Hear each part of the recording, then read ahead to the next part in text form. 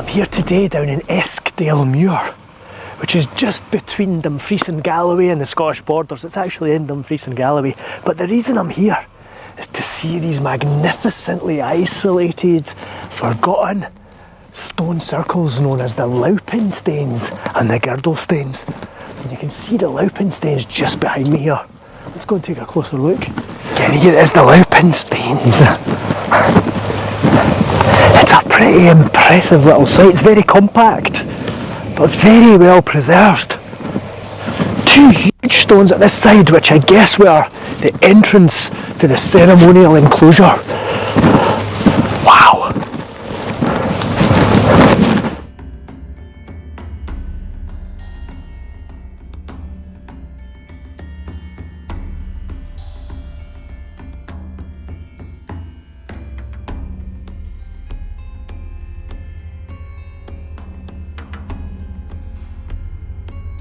It's such an amazing little site, this, and on its own, just as this little stone circle in the middle of nowhere, it's great. But it's not on its own, because if you look south there, there's almost like an avenue of megaliths and stones leading all the way along here. And let's follow those stones and see what they lead to.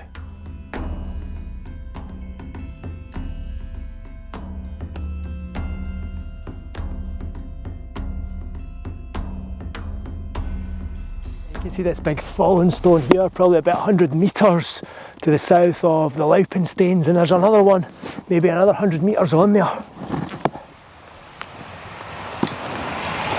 Okay, here is the other stone circle. The circle is known as the Girdlestains. It's only, I don't know, 400 metres from the Loupinstains, but it's much bigger. The stones are bigger and the circle's far bigger. But it's not a circle anymore, it's a semicircle, because they reckon the course of the River Esk here, has moved over the last 4,000 years and has now eroded away the bank here, and half the stones have fallen and been taken away. Wow, this is pretty spectacular, to be honest. Can't believe how forgotten it is.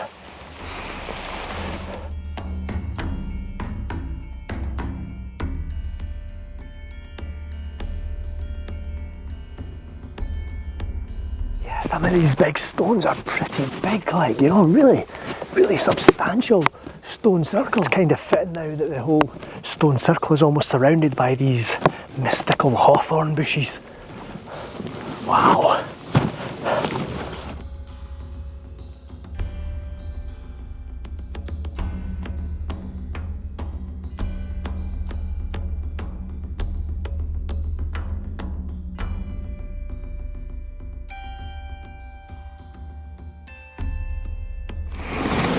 The big question that I want to ask about these two interconnected stone circles down in Eskdalemuir is not why did they build them, because that debate could rage for hours. But the question is, why did they build them right here? Because I think, and not only me, more learned men and women than me believe that these things were put here for a very, very specific reason. And it connects them to other stone circles and other sacred sites all over the country for hundreds of miles, including this one, which I visited recently down in the Lake District.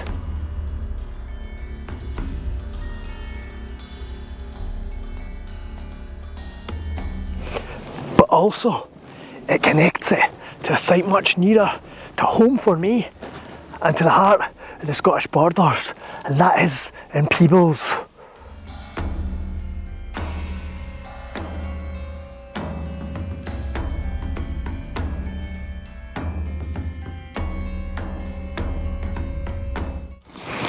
Because you see, this stone circle in Eskdalemuir is directly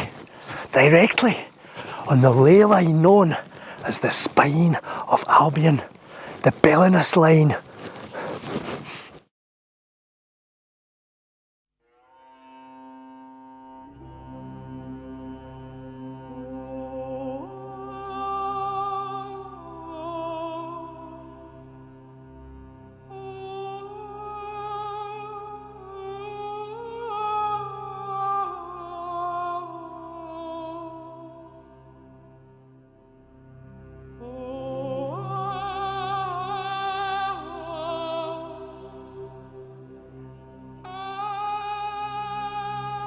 And you know, I find it kind of interesting that 4,000 or 5,000 years ago, the ancient people of this land built their sacred temple on the Spine of Albion in this area. It would seem that the modern day people also built their sacred temple on the Spine of Albion down here.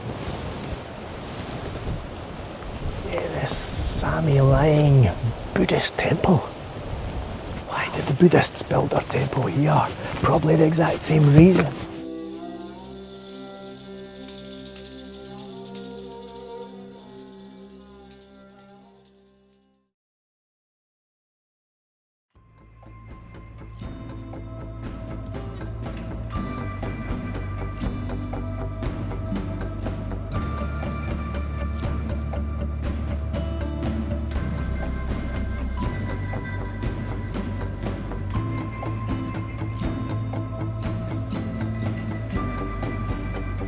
Yeah, when you follow the Billinius line, the Spine of Albion north, through the Scottish borders, the most important part on the line is right here in Peebles. It's one of 32 specifically stated nodes of the line where the two different energies at either side of the line cross, and it becomes this electrifying place. And right here in this Christian church in the centre of Peebles is that place.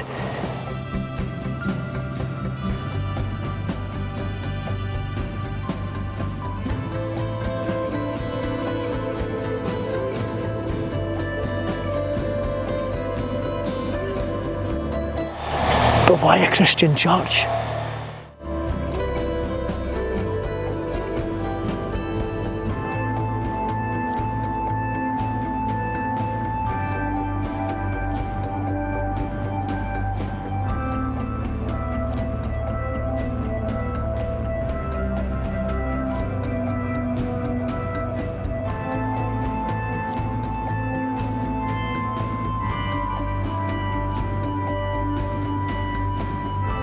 But there are a few things about this church, the Cross Kirk, right in the centre of Peebles, which are a bit special, a bit out of the ordinary.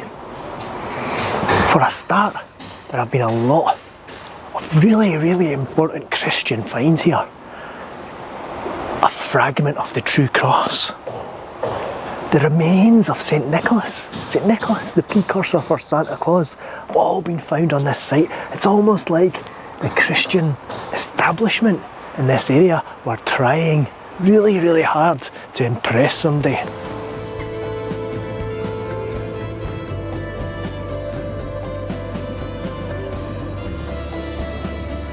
It's always been kind of understood, you know, even in texts like Historic Scotland's description of this church, they say that the church was probably built on an important pagan site.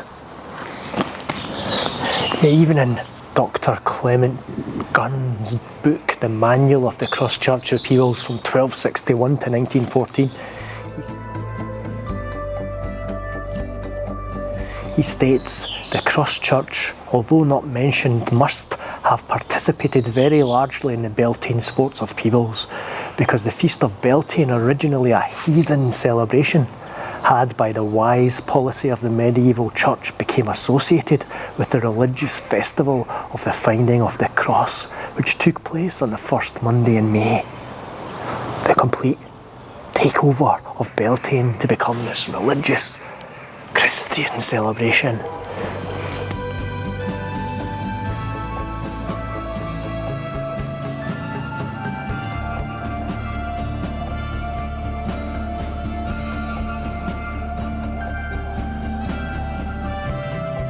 I think because of Peebles' position in the southern upland hills, right at the centre of the highest concentration of Iron Age hill forts in all of Europe, made this spot extremely important. And I think what we're looking at here on the site of the old Cross Kirk was an even older, extremely important pagan stone circle or similar ceremonial site. A very, very important site where this line, the Billinius line, this real powerful earth energy, crossed and met, linking it directly with the stone circles down in Estalmuir and the Lake District and right through the country. Just imagine this site 3,000 years ago.